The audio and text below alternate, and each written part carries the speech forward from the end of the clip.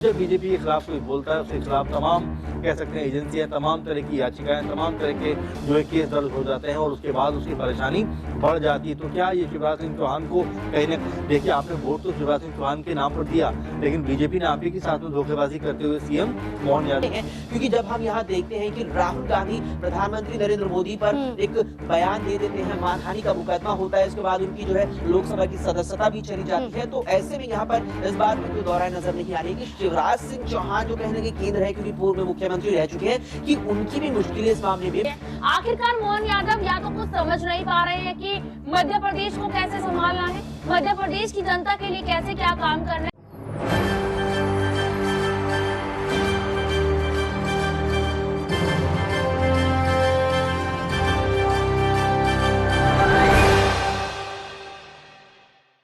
नमस्कार, मैं नाज़मीन खान और आप देख रहे हैं SPN 9 न्यूज। आप सभी का बहुत बहुत स्वागत है मेरे खास प्रोग्राम बात सच की में। दोबारा मुख्यमंत्री बनूंगा मध्य प्रदेश का, ये सपना पूर्व मुख्यमंत्री शिवराज सिंह चौहान का था। इसी सपने के साथ कई वादे मध्य प्रदेश में भी किए गए थे। लाडली बहनों को खुश करने के लिए रकम की राशि भी बढ़ाई गई थी। ये कहा गया था कि खाते में जो राशि डाली जाएगी उसकी रकम भी बढ़ाई जाएगी। इसी के साथ तमाम और कई वादे महिलाओं के साथ युवाओं को करते हुए भी शिवराज सिंह चौहान नजर आए थे। मध्य प्रदेश में भारतीय जनता पार्टी जीत भी जाती है, लेकिन शिवराज सिंह चौहान को दरकिनार कर दिया जाता है। मुख्यमंत्री बनाए जाते हैं मोहन सिंह यादव। उनके मुख्यमंत्री बनने के बाद, सीएम कुर्सी पर बैठने के बाद शिवराज सिंह चौहान अपने तेवर दिखाते हुए नजर आते हैं। शिवराज सिंह चौहान कई ऐसे बयान भरे मंच से भारतीय जनता पार्टी के खिलाफ देते हैं, जिसके बाद दिखाई देता है कि भारतीय जनता पार्टी से बगावत पर शिवराज सिंह चौहान उतर आए हैं। एक तरफ बगावत की बात की जा रही है तो दूसरी तरफ शिवराज सिंह चौहान के खिलाफ ही मानहानि का केस दर्ज हो सकता है, ये बात भी यहां पर सामने आ रही है। कांग्रेस के राज्यसभा सदस्य विवेक तनखा को लेकर यहां पर एक बड़ी बात कही गई है। आपको बता दें कि जबलपुर की विशेष अदालत ने उनसे ये कहा है कि आप शिवराज सिंह चौहान के खिलाफ और 2 अन्य नेताओं के खिलाफ मानहानि का केस दर्ज कर सकते हैं।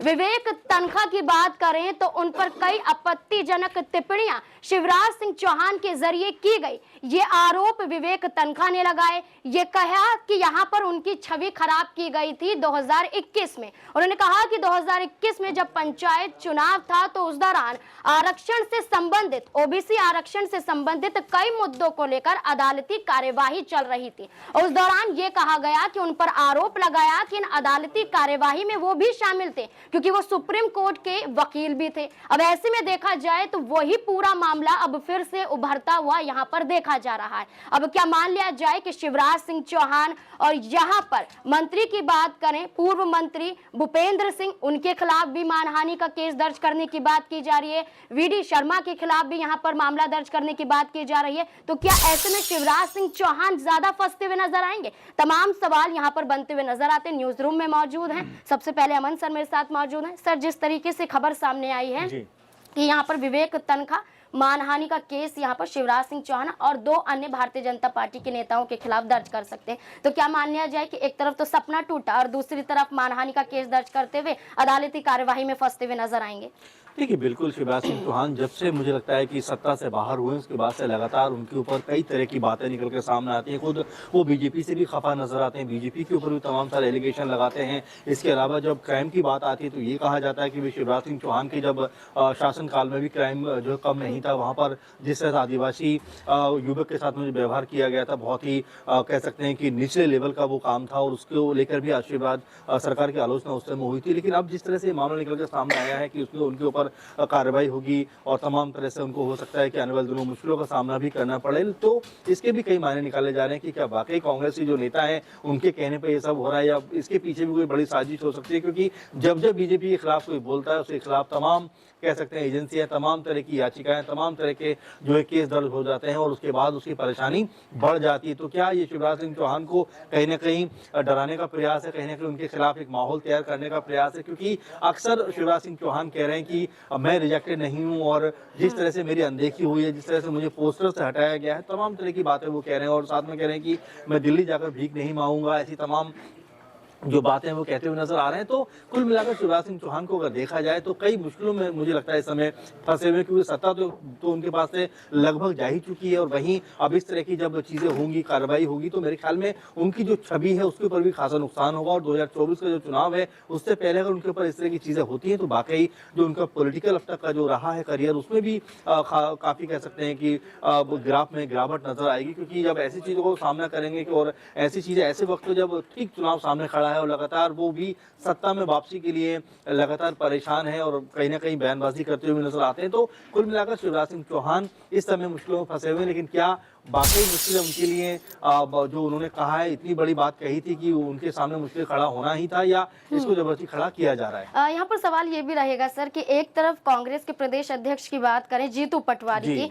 वो तो शिवराज सिंह चौहान का समर्थन कर रहे हैं, उनके समर्थन में नए मुख्यमंत्री मोहन सिंह यादव पर कटाक्ष करते हुए नजर आते हैं, और दूसरी तरफ अब कांग्रेस की तरफ से ही यहाँ पर मानहानि का केस दर्ज करने की बात की जा रही है। तो यहाँ पर कैसे वो शिवराज सिंह चौहान को अपने पाले में कर पाएंगे? जी देखिए, बिल्कुल, और कांग्रेस पार्टी ने तो शुरुआत से आप देखेंगे जब से उनको सत्ता से बेदखल किया गया है शिवराज सिंह चौहान को, उसके बाद से लगातार कहीं ना कहीं किसी भी मौके पे जो कांग्रेसी पार्टी के लोग हैं वो लगातार यही बात कहते रहे कि भाई शिवराज सिंह चौहान के साथ जो अन्याय एक तरीके से हुआ है, जो गलत हुआ है, क्योंकि उनके नाम पर आपने चुनाव लड़ा, 18 साल से वो कह सकते हैं मध्य प्रदेश के सीएम के तौर पर देखे जा रहे थे, और जैसे सत्ता आती है आप उनको हटाकर मोहन यादव को पदवी पर बैठा देते हो, तो इस तरह की तमाम सारी बातें वो कहते हुए नजर आ रहे थे। इसका मकसद यही था किस तरह से उनको कांग्रेसी पाले में लिया जाए और लगातार ये कहा जाए लोगों से कि भाई देखिए आपने वोट तो शिवराज सिंह चौहान के नाम पर दिया, लेकिन बीजेपी ने आप ही के साथ में धोखेबाजी करते हुए सीएम मोहन यादव को बना दिया। तो ऐसे कई सारे मामले हैं जिसको लेकर लगातार जो जीतू पटवारी हैं और कांग्रेसी लीडर्स हैं वो जो कह सकते हैं कि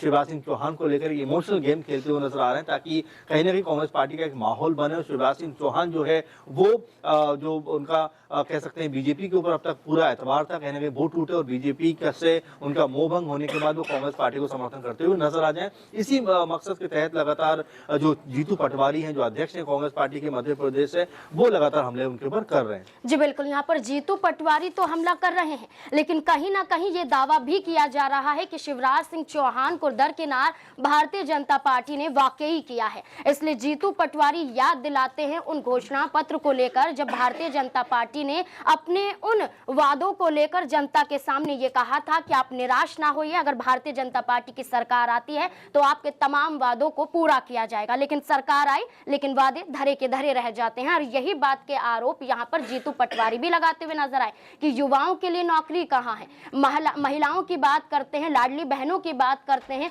उनके खातों में जिस राशि देने की बात करते हैं 3000, लेकिन आप यहाँ पर सिर्फ 1250 रुपए डालते हुए नजर आते हैं। यहाँ पर कई और बड़े आरोप जीतू पटवारी लगाते हुए नजर आए। यानी कि भारतीय जनता पार्टी ने क्या वाकई यहाँ पर मोहन सिंह यादव को सीएम कुर्सी देकर गलती कर दी है? यहाँ पर अक्षय मेरे साथ मौजूद है। अक्षय, जिस तरीके से माहौल मध्य प्रदेश में बना हुआ है, यहाँ पर शिवराज सिंह चौहान के समर्थन में न सिर्फ जनता बल्कि कांग्रेस पार्टी भी उतरती हुई दिखाई दे रही है, लेकिन मोहन सिंह यादव की बात करें वो अपने ही लिए गए फैसलों में फंसते हुए दिखाई दे रहे। क्या भारतीय जनता पार्टी ने कोई बड़ी गलती की है सीएम कुर्सी देकर? देखिए, जो यहाँ पर बात ये निकल के सामने आ रही है कि कांग्रेस नेता, चाहे यहाँ पर जीतू पटवारी हो जो हाल ही में नए प्रदेश अध्यक्ष एमपी कांग्रेस के बने हैं, चाहे यहाँ अन्य नेता हो कांग्रेस के जो शिवराज के समर्थन में बयान देते नजर आ रहे हैं, उसका सीधा कारण यहाँ पर यही नजर आ रहा है कि इस समय भारतीय जनता पार्टी में जो चिंगारी सुलग रही है शिवराज सिंह चौहान के नाम की, उस चिंगारी को आग में तब्दील करने की कवायद में कांग्रेस जुट गई है, क्योंकि शिवराज सिंह चौहान वो चिंगारी है जो मध्य प्रदेश में बीजेपी को जला सकते हैं। इस बात को मुझे नहीं लगता कि इस बात पे कोई दो राय है, क्योंकि आप देखिए कि जब ज्योतिरादित्य सिंधिया 2020 में कांग्रेस की सरकार गिराने में सक्षम थी, हालांकि 22 ही विधायक वो अपने साथ ले गए थे, अगर उतने विधायकों की संख्या शिवराज ले जाते हैं तो कुछ खासा फर्क बीजेपी को नहीं पड़ेगा, बीजेपी सरकार पर नहीं पड़ेगा। लेकिन शिवराज की जो यहाँ पर पकड़ है यहाँ संगठन में, या कहीं की जो 163 विधायक बीजेपी के हैं उनमें जो पकड़ है, इस बात में भी मुझे नहीं लगता कि कोई दो राय है कि शिवराज सिंह चौहान जो जादुई आंकड़ा मध्य प्रदेश में 116 का है, उसके नीचे बीजेपी विधायकों की संख्या कर सकते हैं। कहीं ना कहीं इतना रुतबा तो वे 16-17 सालों में मुख्यमंत्री बनने के बाद एमपी में रखते ही होंगे। इसीलिए शिवराज सिंह चौहान को जो मुख्यमंत्री यहाँ पर भारतीय जनता पार्टी ने नहीं बनाया। उसके बाद ये चीज यही है कि शिवराज कहीं ना कहीं नाराज जरूर है, उनके बयानों से भी ये चीज साफ है। हाल ही में जिस तरह उनके बेटे कार्तिक सिंह चौहान का बयान आया था वो भी कहीं ना कहीं इस बात को दर्शा रहा था। और ऐसे में अब कांग्रेस जिस तरह से, जीतू पटवारी जिस तरह से, अन्य कांग्रेसी नेता जिस तरह से बयानबाजी देकर शिवराज का समर्थन करते नजर आ रहे हैं, वो कहीं ना कहीं इस चीज को और ज्यादा दिखाने की कोशिश कर रहे हैं। कहीं ना कहीं शिवराज को लेकर के, शिवराज के मन में इस बात को और ज्यादा उठाना चाहते हैं कि बीजेपी ने उनके साथ गलत किया। इतने लंबे वक्त तक उन्होंने बतौर मुख्यमंत्री सूबे की कमान संभाली, जिम्मेदारी संभाली, बीजेपी के लिए काम किया और बीजेपी ने उनके साथ क्या किया, उन्हें एकदम से मुख्यमंत्री पद से हटा दिया। तो निश्चित तौर पर बीजेपी को यहाँ पर झटका देने की कोशिश अब शिवराज सिंह चौहान के जरिए कांग्रेस करने में जुट गई है। एक आखिरी सवाल रहेगा आपसे कि ये यहाँ पर जो मानहानि की केस की बात की जा रही है, इस मामले को लेकर आपको क्या लगता है कि शिवराज सिंह चौहान इस मामले में फंसते हुए नजर आएंगे?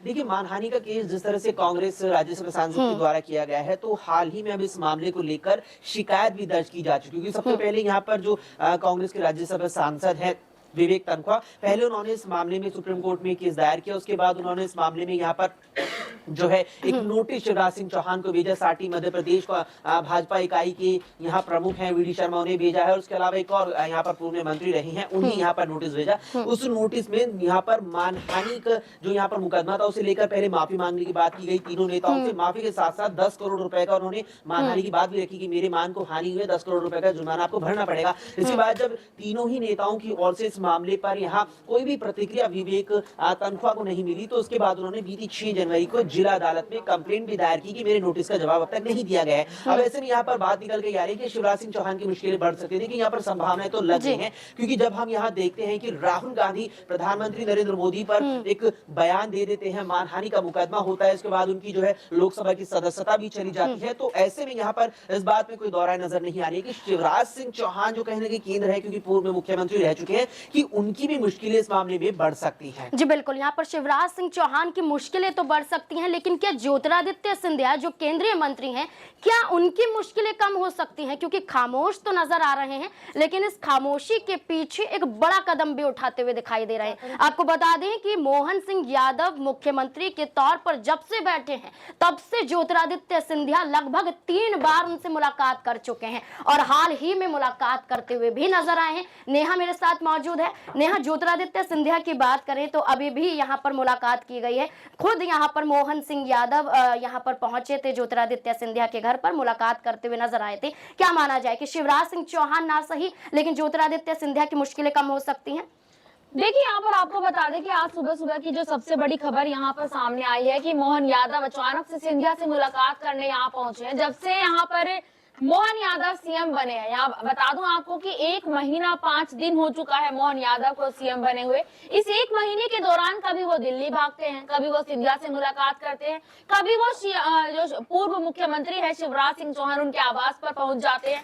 आखिरकार मोहन यादव या तो कुछ समझ नहीं पा रहे हैं कि मध्य प्रदेश को कैसे संभालना है, मध्य प्रदेश की जनता के लिए कैसे क्या काम करना है। क्योंकि आपने यहाँ देखा कि कल जो जीतू पटवारी है, कांग्रेस के नए अध्यक्ष बने हैं, उन्होंने यहाँ पर एक सवाल दागा। उन्होंने यहाँ पर ये कहा कि मोहन यादव वाकई में ही मौन है, वो कुछ फैसले यहाँ पर नहीं ले पा रहे हैं। जीतू पटवारी ने यहाँ पर ये जानकारी दी कि जिन महिलाओं से ये वादा किया था भाजपा ने कि 450 रुपए का सिलेंडर यहाँ दिया जाएगा, लेकिन अभी तक उस सिलेंडर को लेकर कोई जानकारी यहाँ सामने नहीं आई। यानी कि मोहन यादव वाकई में, उनका नाम तो मोहन है ही, वो वाकई में मौन भी है, ऐसा यहाँ पर जीतू पटवारी कहते नजर आए। लेकिन अभी तक मोहन यादव ने इस बात का कोई जवाब भी नहीं दिया। इन सारी चीजों को देखकर ये कहा जा सकता है कि कहीं ना कहीं मोहन यादव एमपी को संभाल नहीं पा रहे हैं। जी बिल्कुल, यहाँ पर जिस तरीके से माहौल बनता हुआ नजर आ रहा है और मोहन सिंह यादव पर कई बड़े आरोप लग रहे हैं और ये कहा जा रहा है कि यहाँ पर वो सीएम कुर्सी संभाल नहीं पा रहे हैं। अब ये देखना होगा कि क्या इस मुद्दे के जरिए शिवराज सिंह चौहान फंसते हुए नजर आएंगे या फिर शिवराज सिंह चौहान को भारतीय जनता पार्टी बचा लेगी। इन तमाम मुद्दों को लेकर आपको क्या लगता है, कमेंट बॉक्स में जरूर बताएं। देखते रहें SPN9 न्यूज। धन्यवाद।